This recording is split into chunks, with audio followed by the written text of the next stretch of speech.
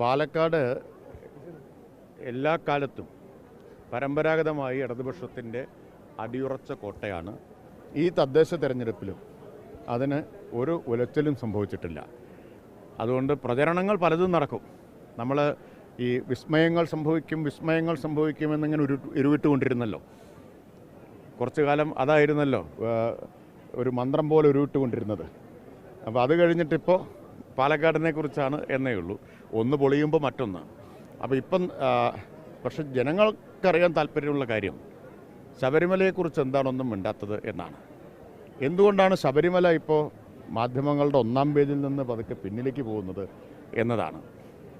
ആ പാരഡിപ്പാട്ട് ഞാൻ കുറച്ചു കാലമായി ചോദിക്കുന്നു, വീണ്ടും പാടുമോ എന്ന്. ഒരു മറുപടിയും വരുന്നില്ല. അതാണ് ജനങ്ങൾക്കറിയേണ്ട കാര്യം. വിസ്മയത്തെക്കുറിച്ച് പറഞ്ഞപ്പോൾ VSന്റെ പേഴ്സണൽ സ്റ്റാഫിനെ മലമ്പുഴ മത്സരിപ്പിക്കാൻ നീക്കമുണ്ടെന്ന് കേൾക്കുന്നു. അദ്ദേഹം CPMന്റെ അംഗം കൂടിയല്ല. ഞാൻ ഈ കേൾക്കുന്ന കാര്യങ്ങളോടൊക്കെ പ്രതികരിക്കാൻ നിന്നാലത്തെ സ്ഥിതി എന്തായിരിക്കും? സോണിയാഗാന്ധി ജോസ് കെ മാണിയെ വിളിച്ചു എന്ന് കേട്ടല്ലോ, അല്ലെങ്കിൽ നിങ്ങളെല്ലാം കൂടി കേൾപ്പിച്ചല്ലോ അല്ലേ? അല്ലല്ല, ഞാൻ പറഞ്ഞത് കേൾപ്പിച്ചല്ലോ. അവസാനം ശ്രീ ജോസ് കെ മാണി വന്ന് സത്യം പറഞ്ഞില്ലേ? പിന്നെ നിങ്ങൾ ആരെങ്കിലും ഒരു അക്ഷരം മിണ്ടിയോ?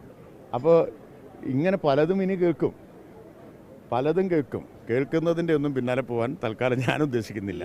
ഇടതുപക്ഷം അങ്ങനെ പറഞ്ഞു എന്ന് നിങ്ങൾ പറഞ്ഞ പലരും ഞങ്ങൾ അങ്ങനെയല്ല ഉദ്ദേശിച്ചതെന്ന് വ്യക്തത വരുത്തിയിട്ടുണ്ട്. ഇടതുപക്ഷം ഇനിയും വന്നാലുണ്ടാകാവുന്ന പ്രശ്നം എന്താ? 5 ലക്ഷം ആൾക്ക് ഇപ്പോൾ വീട് കൊടുത്തു. ഇനി ഒരു 5 ലക്ഷം പേർക്ക് കൂടി കൊടുത്താൽ അതൊരു വലിയ പ്രശ്നമാണോ?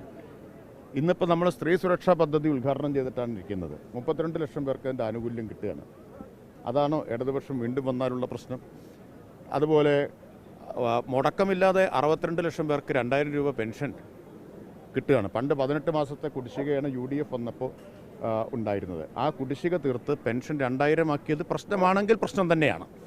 അതാണ് പ്രശ്നമെങ്കിൽ അത് പ്രശ്നമാണ്. അപ്പം ഞങ്ങൾ പിന്നെ ഈ കഴിഞ്ഞ 10 കൊല്ലം ഇന്ത്യയിൽ എല്ലായിടത്തും വർഗീയ സംഘർഷങ്ങളും കലാപങ്ങളും ഉണ്ടായപ്പോൾ ഒരു വർഗീയ സംഘർഷം പോലും ഇല്ലാതെ കേരളത്തെ കാത്തത് ഒരു പ്രശ്നമാണെങ്കിൽ ആ പ്രശ്നം തൽക്കാലം അവർ സഹിക്കേണ്ടി വരും. കേരളത്തിലെ സർക്കാർ സ്കൂളുകൾ മുഴുവൻ ലോക നിലവാരത്തിലേക്ക് ഉയർത്തുന്ന അടിസ്ഥാന സൗകര്യ വികസനത്തിൽ ആ നിലയിൽ ഉണ്ടായ മാറ്റം ദുഷിപ്പാണെങ്കിൽ അങ്ങനെ പറയട്ടെ. ആരോഗ്യ മേഖലയിലുണ്ടായിട്ടുള്ള മാറ്റം അതൊരു ദുഷിപ്പാണോ?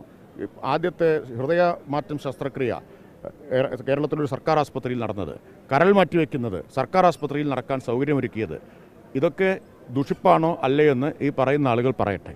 എന്താണ് ഇടതുപക്ഷ ഗവൺമെൻറ്റിൻ്റെ ഭാഗത്തുനിന്നുണ്ടായ വീഴ്ച?